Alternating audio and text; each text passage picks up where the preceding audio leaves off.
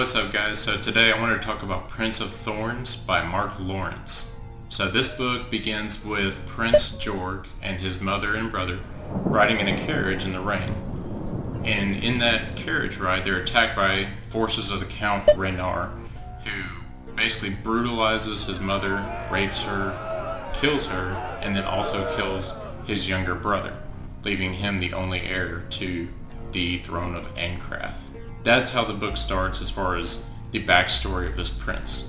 Now, we're fast forward in a few years, and this single event has affected him so much that he's out on the road now seeking vengeance. And so that's kind of the spoiler-free version of how this story begins and who it's following. This book is basically as if you took a giant stone and you threw it in a lake, and now we're watching the ripples of that effect happen across the rest of the entire lake. The stone in this case is this murder of his mother and brother, and the ripples are Prince Georg's wrath and vengeance across anybody who he really meets along the road.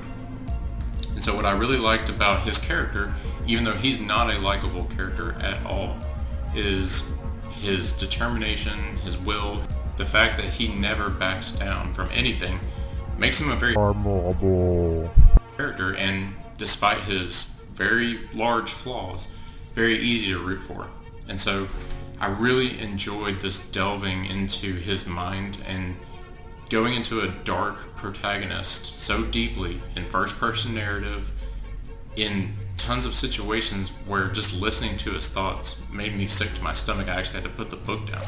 I almost DNF'd this book right after the prologue because of one thing he does so offhandedly and so nonchalantly, but I'm glad I kept going because this book has so many positives about it, and I'm going to run through them really quickly here. This book is extremely well written, both from a narrative perspective, the way the plot is crafted, the setting, which as spoiler-free as possible, is a futuristic setting in a post-apocalyptic world, but it's fantasy in a medieval type setting in this world, and that combination, while it's been done somewhat before, is so freshly done here that I loved it.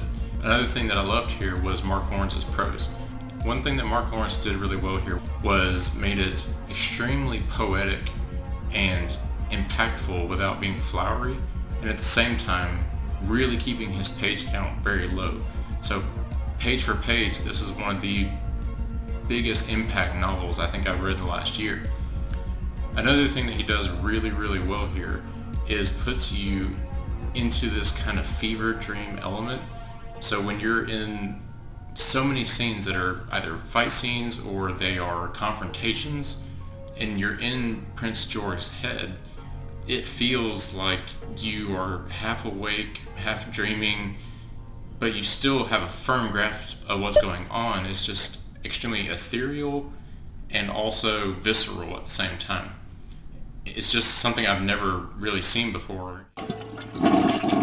A criticism I would have of this book is that the plot itself is not super strong, but that's okay in a first novel where we're just introducing characters and this new world and everything like that. And I think it does a good job of setting up the story for the next two books, but I would like to see those next two books really build on this book and expand the plot to really epic proportions, because I think if it does, this is a perfect springboard for it to do that. Another thing I think this book could have done better was the side characters weren't really fleshed out. You get these little blurbs that are kind of impressions of what their personalities might be like, but it's really not enough to fully flesh them out.